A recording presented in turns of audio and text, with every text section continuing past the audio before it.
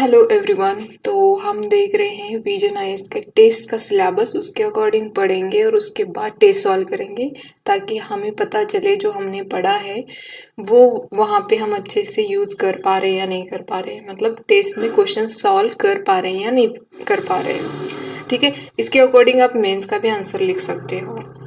तो चलो देखते हैं। 26 दिसंबर पे हमें ये टेस्ट सॉल्व करनी है। ये 12th नंबर की टेस्ट है ये। ठीक है, 12th नंबर की टेस्ट है और ये टेस्ट मैं आपको टेलीग्राम चैनल पे प्रोवाइड कर दूंगी। तो यहाँ पे आप सिलेबस किसका देखने वाले हैं, तो यहाँ पे जो है ancient Indian history, art and culture and medieval India. तो यहाँ पे एंशियंट हिस्ट्री के साथ साथ उस टाइम पे आर्ट एंड कल्चर कैसे डेवलप हुआ वो देखेंगे, साथ में मिडाइवल हिस्ट्री का भी देखना है। मतलब हमारे पास 6 डेज है, उसमें हमें ये मतलब ancient history, art and culture, medieval history complete करनी है। काफ़ी ज़्यादा टाइम है वैसे तो, अगर आप रिलीजियसली पढ़ोगे तो ख़त्म हो जाएगा सिलेबस और जो टॉपिक है। तो यहाँ पे सोर्सेज देखो, साथ में करंट अफेयर्स भी दिए गए हैं। तो current affairs of the Hindu, Indian express, योजना, कुरुक्षेत्र, पीआईबी जो है, पीआईबी के सोर्स इंपॉर्टेंट है। आप जो भी कोई भी एक मैगजीन फॉलो करते होंगे या कोई डेली क्विज फॉलो करते होंगे किसी भी इंस्टीट्यूट के, इट्स बेटर। बट पीआईबी के जो आर्टिकल्स होते हैं वहाँ से खास करके जो स्कीम्स होती हैं गवर्नमेंट की, या गवर्नमेंट का कोई इनिशिएटिव होता है तो वो डायरेक्टली यहाँ से पूछा जाता है। जैसे कोई टनल बना दिया, कोई ब्रिज बना दिया गवर्नमेंट ने, तो वो क्वेश्चन यहाँ से पीआईबी से आते हैं। जो मैं टेलीग्राम पे आपको क्विज प्रोवाइड करती हूँ वो खास करके ये पीआईबी से ही उठाए हुए होते हैं। तो प्लीज़ आप फॉलो करना, आपको ही बेनिफिट होगा। ठीक है, और यहाँ पे अगर अदर चीज़ें भी आपको फॉलो करनी है तो वो दे रखे हैं यहाँ पे। TOI लाइवमेंट का है, और फिर मैगजीन्स है, इकोनॉमी पॉलिटिकल वीकली है, फ्रंट लाइन है, इंडिया टुडे है। तो वो it's up to you. But मैं तो आपको यही बोलूँगी कि ये कोई तो न्यूज़पेपर द हिंदू या द इंडियन एक्सप्रेस एक तो फॉलो करो, और फिर पीआईबी के जो आर्टिकल्स आते हैं, मतलब जो स्कीम्स और ये सब आती है उसके ऊपर ध्यान देना है। ठीक है, तो चलो देखते हैं अभी यहाँ पे हम एंशियंट हिस्ट्री जो है वो कहाँ से पढ़ेंगे। एक तो हमें जो हमारी हिस्ट्री के बोर्ड्स के बुक्स होते हैं जो यहाँ पे दे रखे हैं इन्होंने, बोर्ड हिस्ट्री जो क्लास जो है 11th की, या फिर NIOS का आर्ट एंड कल्चर, वहाँ से भी आप पढ़ सकते हैं। या ये भाषम जो है उसका भी आप पढ़ सकते हो, पता नहीं कहाँ कहाँ से। बट आप ना एंशियंट हिस्ट्री के लिए ना एक ओल्ड एनसीईआरटी है, तो वहाँ से भी आप पढ़ सकते हो, RS शर्मा। फिर तमिलनाडु की एनसीईआरटी है वो पढ़ सकते हो। तो यहाँ पे भी बहुत सारे सोर्सेज दे रखे हैं। ये जो यहाँ पे एनसीईआरटी दे रखी है ना, ये काफ़ी इम्पोर्टेंट है। ठीक है, तो इसमें से यहाँ से आप पढ़ सकते हैं। एनसीईआरटी से जो लास्ट में जो वो ऐसा टेबल बना के या शुरुआत में ही जो टाइमलाइन देते हैं उसको तो अच्छे से आपको करनी चाहिए, क्योंकि वहीं से क्वेश्चन बनते हैं। अगर आप एंशियंट इंडिया के PYQ देखोगे ना तो वहीं से क्वेश्चन बनते हैं। ठीक है, तो ये हिस्ट्री आप यहाँ से कंप्लीट कर सकते हो। बाकी अदर यहाँ पे सोर्सेज दे रखे हैं, आप देख लेना। ठीक है, और या जो आप पढ़ रहे हैं उसमें से ही कवर कर लेना। तो यहाँ पे थोड़ा सा ब्रीफ दिया है, यहाँ पे थोड़ा एक्सप्लेन करके दिया है। तो देखो, एंशियंट हिस्ट्री में हमें टाइमलाइन बहुत इंपॉर्टेंट होती है। प्री हिस्टोरिक पीरियड्स आते हैं, उसमें भी प्री हिस्टोरिक पीरियड में मतलब पैलियोलिथिक पीरियड में जो एक नियोलिथिक, फिर चालकोलिथिक जो आते हैं, तो उसका हमें टाइम पीरियड्स पता होना चाहिए, उसमें कैसे कैसे डेवलपमेंट हुई। जैसे कि पॉटरी, उस टाइम पे पॉटरी डेवलपमेंट हुई। फिर कॉपर का जो चीज़ें बनती थी, जो लॉस्ट वैक्स टेक्निक जो है उससे जो चीज़ें बनती थी वो हमें वहाँ पे देखना है। वैदिक पीरियड में जब आते हैं तो वहाँ पे हमें आयरन मिलता है, तो आयरन से फिर वहाँ पे चीज़ें बनने शुरू हो गई। तो ये आर्ट एंड कल्चर का इस तरह से हो गया। सॉरी। तो हमें टाइमलाइन बहुत इंपॉर्टेंट होती है हिस्ट्री में। टाइमलाइन देखो कैसे, मतलब हम जो प्री हिस्टोरिक पीरियड से कैसे हम एंशियंट हिस्ट्री में आते हैं, एंशियंट्स में भी फिर हम जो है वैदिक पीरियड में आते हैं। मतलब इंडस वैली सिविलाइजेशन के बाद हम वैदिक पीरियड में उतरते हैं। वैदिक पीरियड से हम फिर मौर्य महाजनपदा पे आते हैं। इस टाइम पे 2025 में महाजनपद के ऊपर क्वेश्चन पूछा गया है। तो फिर महाजनपद के बाद हम आते हैं मौर्यन पीरियड में, फिर मौर्यन में पोस्ट मौर्यन पीरियड आता है। तो वहाँ पे कैसे आर्ट एंड कल्चर डेवलप हुआ, आर्किटेक्चर वहाँ से शुरू हो रहा है। सातवाहनाज आते हैं, उस टाइम पे सातवाहनाज आते हैं, ठीक है। तो फिर उसके बाद हमारा मेजर जो पीरियड होता है वो गुप्ता होता है। गुप्ता के बाद हर्षवर्धन आते हैं। फिर यहाँ पे हमारा हर्षवर्धन के बाद से ही हमारी मिडाइवल हिस्ट्री स्टार्ट हो जाती है। तो इसमें भी आपको साउथ, नॉर्थ, ईस्ट, वेस्ट के जो किंगडम्स होते हैं उनके बारे में देखना है, ठीक है। तो फिर उसके बाद जो होता है सबसे बड़ा एम्पायर अगर देखा जाए तो विजयनगर, तो वहां से क्वेश्चंस बनते हैं। तो हमें विजयनगर के बारे में भी बहुत अच्छे से मतलब डिटेल में पढ़ना है। वहां पे भी आर्ट कल्चर, वो देखो विजयनगर में ना मेंस पर्सपेक्टिव से भी और प्रीलिम पर्सपेक्टिव से भी बहुत इंपॉर्टेंट है विजयनगर एम्पायर। सॉरी। तो विजयनगर के बाद जो है वो फिर मुगल्स, ईस्ट इंडिया कंपनी, ये सब साथ ही आ रहे हैं ना। तो मुगल्स का भी आर्ट एंड कल्चर का जो है वो बहुत इम्पोर्टेंट है, तो उसके अकॉर्डिंग आपको पढ़ना है। तो चलो, ये तो मैंने आपको ओवरऑल टाइमलाइन बता दी कि ये एंशिएंट इंडिया का और ये मिडाइवल का, और साथ साथ हमें कौन से पीरियड में कैसे आर्ट एंड कल्चर डेवलप हुआ। आर्ट एंड कल्चर में भी जो है आर्किटेक्चर बहुत इम्पोर्टेंट है, पेंटिंग्स है, केव्स है, तो ये फिर क्लासिकल डांस है। तो ये सब हमें उसके साथ ही देखना होता है।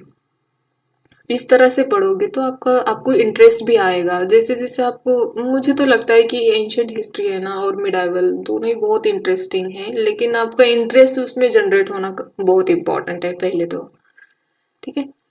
देखो यहाँ पे हम ये पूरा डिटेल में नहीं देखेंगे, इधर वाली साइड यहाँ पे देखेंगे हम। यहाँ पे एंशिएंट हिस्ट्री में प्री हिस्टोरिक पीरियड्स आता है, ठीक है। तो यहीं पे देखो ना, ये प्री हिस्टोरिक पीरियड, उसमें भी हड़प्पा, इंडस वैली सिविलाइजेशन वही बोला जाता है। फिर वैदिक एज आता है, ठीक है। वैसे ही यहाँ पे बताया गया है कि हड़प्पन है, इंडस वैली सिविलाइजेशन है, हमें वैदिक एज भी करना है। तो देखो जब भी आप पढ़ो ना, और एक बात बताती हूँ, आप PYQ साथ में देख लो। PYQ तो हमें याद ही होने चाहिए, आंसर हमें नहीं देखना है उसका कि क्या आ रहा है। एक तो वहां पे ना PYQ देखते हो ना, तो आप लैंग्वेज देखो। लैंग्वेज बहुत इंपॉर्टेंट होती है कि कैसे कोई स्टेटमेंट अगर गलत हो रही है तो कैसे उसमें लैंग्वेज यूज कर रही है, अगर कोई स्टेटमेंट सही है तो उसमें कैसी लैंग्वेज है जिस वजह से ये सही हो रहा है। तो ये हमें नोटिस करना होता है, ठीक है, PYQ देखते टाइम पे। और एक देखना होता है कि उनका जो माइंडसेट होता है जो क्वेश्चन बनाने वाले का, तो किस तरह से वो क्वेश्चन फ्रेम करे। अगर कोई वैदिक पीरियड से क्वेश्चन बना रहा है तो कैसे बना रहा है, कोई ऑड इवन चीज़ों पे बना रहा है, मतलब पॉजिटिव नेगेटिव चीज़ों पे बना रहा है। तो इस तरह से हमें एनालाइज करना होता है खुद। देखो लोग बहुत बताएंगे कि ये जो है आपके 60+ मार्क बढ़ जाएंगे इस टेक्निक से, इस लॉजिक से, ठीक है, देखना अलग बात होती है, लेकिन खुद समझना बहुत इम्पोर्टेंट है। मतलब ये तो मेरा अपना एक्सपीरियंस है, इससे मैं बता रही हूँ कि खुद को समझ में आना बहुत ज़रूरी है। इतने सारे वीडियोस हैं, मैं ये नहीं बोलती कि वो ट्रिक काम नहीं कर जाती और ऐसा, बिल्कुल सही है, ट्रिक वहाँ पे, लॉजिक वहाँ पे काम कर जाता है, लेकिन पहले आपको उसकी अंडरस्टैंडिंग होनी चाहिए। पहले आपके पास इतना नॉलेज होना चाहिए कि वो आप अप्लाई कर सको वहाँ पे, ठीक है। एक मिनट। तो यहाँ पे ये हमने वैदिक एज का देखा, ठीक है। हड़प्पा से भी आप देखोगे 2025 में क्वेश्चन आया है। यूपीएससी प्रीलिम्स की बात कर रही हूँ मैं। काफी लोगों को जब मैं यूट्यूब का जो पोस्ट होता है वहां पे क्वेश्चन देते तो उनको पता ही नहीं होता कि वो यूपीएससी ने पूछा हुआ क्वेश्चन है। बोलते हैं कि इतनी इजी क्वेश्चन कैसे यूपीएससी पूछ सकती है। तो उनको प्रॉपरली बोलना पड़ता है, जाके देखो पेपर। तो वहां पे वो डांसिंग गर्ल्स के ऊपर इस बार यूपीएससी ने प्रीलिम्स में क्वेश्चन पूछा था। उसके बाद जो क्वेश्चन पूछा गया था वो महाजनपदा के ऊपर क्वेश्चन था। मतलब हमारे लिए इंडस वैली सिविलाइजेशन इम्पोर्टेंट है। अगर मेंस में देखोगे 2025 में, तो वहां पे हड़प्पा के जो आर्किटेक्चर का फीचर है, तो उसके ऊपर क्वेश्चन डिस्कस करने के लिए बोला था। हड़प्पा के जो फीचर, आर्किटेक्चर के जो फीचर है उसको डिस्कस करने के लिए बोला गया था। 10 मार्क का क्वेश्चन था, 150 वर्ड्स में लिखना था। तो मतलब ये जो है एंशिएंट हिस्ट्री जो है हमारे लिए इम्पोर्टेंट है, both prelims and mains as well. ठीक है, तो यहाँ पे देखो ये वैदिक एज हो गया। फिर महाजनपदा, इसकी मैपिंग देखो। महाजनपदा को ना आप जब भी पढ़ो, एक मिनट मेरा हो रहा है, हाँ कोई बात नहीं, ये ढंग से नहीं हो रहा, ठीक है। तो देखो जब भी आप महाजनपदा को पढ़ते हो ना, महाजनपदा, तो उसमें ना मैपिंग करनी है आपको। जैसे ये इंडिया है मान लो, मैं तो ऐसे ड्रॉ कर रही हूँ, इधर पाकिस्तान है, तो पाकिस्तान में कौन सी साइड आती है, इंडिया में कौन सी साइड आती है, इस तरह से आप मैपिंग करते रहोगे ना तो हो जाएगा ये इवन ये आप मेंस का भी क्वेश्चन आए तो वहां पे भी आपको मैपिंग के थ्रू आप अगर दर्शाओगे, मतलब दिखाओगे, तो हो जाएगा काम, मार्क्स मिल जाते हैं अच्छे खासे। ठीक है, नेक्स्ट देखते हैं हम, यहाँ पे महाजनपदास हो गए। तो फिर यहाँ पे रिलीजियस, क्योंकि महाजनपदास जो है 600 BC के आसपास हुआ था। महाजनपदा का जो मगधा इमर्ज होके आया था, तो वहीं पे हमें यहाँ पे बुद्धिज्म एंड जैनिज्म, यहाँ पे भी आपको पता है क्वेश्चन बहुत सारे आते हैं, बुद्धिज्म जैनिज्म से क्वेश्चंस आते हैं। तो हमें इसको अकॉर्डिंग टू PYQ, तो हमें इसको पढ़ना है। जैसे भी PYQ दिखते हैं, कैसे क्वेश्चन पूछे गए, उसके अकॉर्डिंग हमें पढ़ना है। ठीक है, देखो यूट्यूब पे बहुत सारे वीडियोस अवेलेबल है, ये करो वो इम्पोर्टेंट है, मैराथन्स आते हैं, ये सब आते हैं, लेकिन आपका बेस पक्का होना बहुत ज़रूरी है। आप चीज़ें खुद से नहीं पढ़ोगे ना, खुद से मेहनत नहीं करोगे ना, तो इम्पॉसिबल है प्रीलिम्स या मेंस क्लियर करने के लिए। आपको खुद अपने नोट्स प्रिपेयर करने चाहिए, आपकी खुद की स्ट्रैटेजी होनी चाहिए, आपको खुद का वीकनेस स्ट्रेंथ आपको पता होनी चाहिए, उसके अकॉर्डिंग आप अपना टाइम सेट करके डिसिप्लिन में जब पढ़ते हो तभी क्लियर होता है, वरना नहीं होता है। मैं उसका सबसे बड़ा एग्जाम्पल हूँ। मुझे खुद चीज़ें पता थी सारी, लेकिन कुछ चीज़ों की वजह से मिस्टेक कर दिया। हमें ना टाइम पे कुछ चीज़ें त्याग देनी चाहिए, मतलब छोड़ देनी चाहिए। कुछ चीज़ें वर्कआउट नहीं करती ना तो वहीं पे छोड़ देनी चाहिए, हमें दूसरा ही रास्ता ढूंढना चाहिए। हम सोचते हैं कि नहीं नहीं इसी से जाएंगे, चाहे कैसा भी हो, कितना भी टेढ़ा मेढ़ा हो, इसी से जाएंगे, ऐसे करते हैं। नहीं, हमें वहाँ पे दूसरा भी ऑप्शन देखना चाहिए। ठीक है, अगर आपका एक ही स्ट्रैटेजी से क्लियर नहीं हो रहा है या आपके मार्क्स नहीं आ रहे, तो आपको दूसरी आपकी स्ट्रैटेजी चेंज करनी चाहिए, आपको पॉइंट ऑफ व्यू चेंज कर देना चाहिए वहाँ पे। ऐसे नहीं कि उसी पे स्टिक रहो, उसी के अकॉर्डिंग सॉल्व करने का प्रयास करो, ऐसे नहीं करना चाहिए। देखो वो जितना भी समझ में आया ना इस जर्नी में, मुझे 10 इयर्स हुए हैं यूपीएससी का प्रिपरेशन करते करते, तो इस जर्नी में जितना भी समझ में आया वो यही है, दो ही शब्दों में बताती हूँ मैं, कि जो भी है खुद ही है। अगर आप खुद से नहीं करोगे तो आपकी कोई हेल्प नहीं कर सकता, खुद पता होना चाहिए। ठीक है, गाइडेंस होता है कि हमें पहले पता होना ज़रूरी है कि प्रीलिम्स की स्टेज, मेंस की स्टेज, इंटरव्यू की स्टेज पता होनी ज़रूरी है, लेकिन हार्ड वर्क तो हमें ही करना है ना। समझना तो चीज़ें हमें ही है, हमें ही स्ट्रेटजी बनानी है, हमें ही आंसर लिखने हैं, हमें ही प्रीलिम्स के क्वेश्चन सॉल्व करने हैं, तो फिर हमें ही हमारी स्ट्रैटेजी बनानी चाहिए। बस यही है, बाकी कुछ नहीं है। ठीक है, और जो बुक्स हैं, जो भी आप सोर्स फॉलो कर रहे हो उस पर विश्वास होना बहुत ज़रूरी है कि नहीं इसने ये फॉलो किया तो मैं भी वो फॉलो करूँ, उसने वो करके पास हो गया तो वो मैं करूँगा, ऐसे नहीं। हम जो पढ़ रहे हैं ना उस पर विश्वास रखना चाहिए और उसी के अकॉर्डिंग हमें प्रिपरेशन चालू रखना चाहिए। एक तो सोर्सेस पे विश्वास होना चाहिए, दूसरा अपने खुद के ऊपर विश्वास होना चाहिए।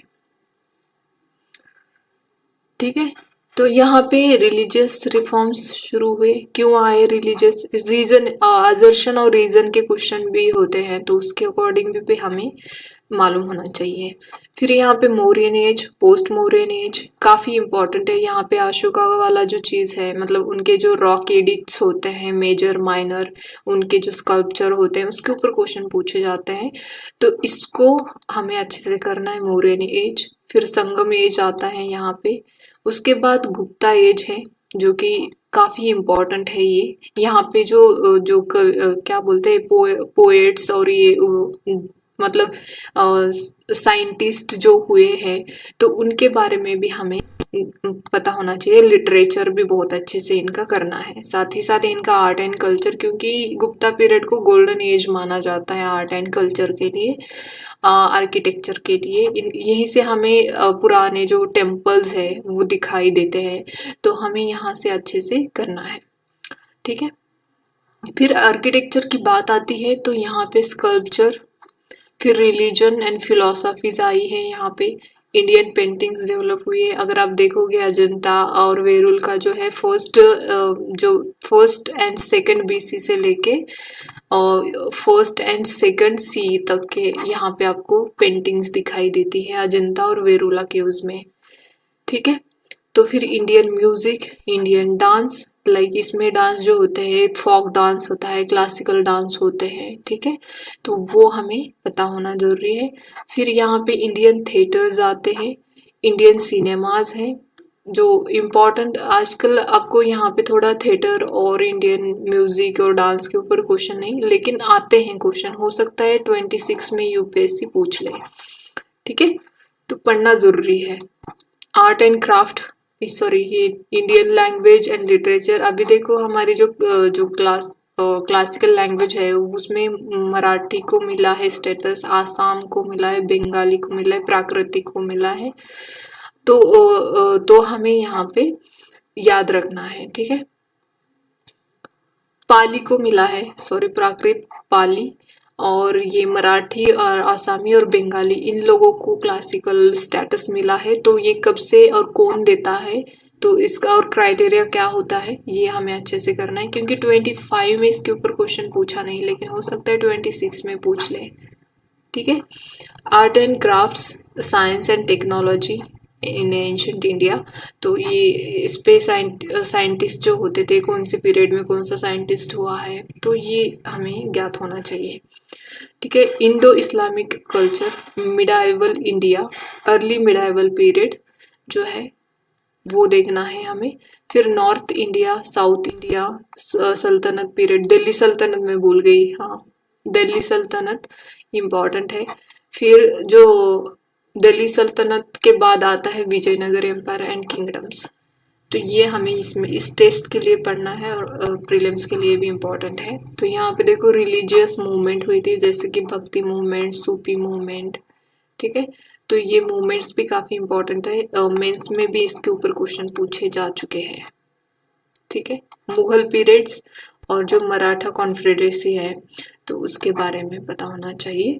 और करंट अफेयर्स आपको यहाँ पे जुलाई के करंट अफेयर्स कंप्लीट कर देने चाहिए। आपको ये टेस्ट सॉल्व करने 26 दिसंबर 2025 में, ठीक है। इससे पहले आपको 25 दिसंबर पे ही मैं शाम को ये टेस्ट अपलोड कर दूंगी टेलीग्राम चैनल पे। रिवीजन की टेस्ट है, बस हमें हमारी प्रैक्टिस करनी है, इसलिए टेस्ट सॉल्व करने हैं, और उससे हमें देखना है कि हम सिली मिस्टेक कर रहे हैं या फिर रिवीजन में कमी आ रही है, या फिर हमने जो कंसेप्ट होती है या अच्छे से पढ़ा नहीं है इसलिए गलत हो रहे हैं क्वेश्चन, तो ये हमें समझ में आता है।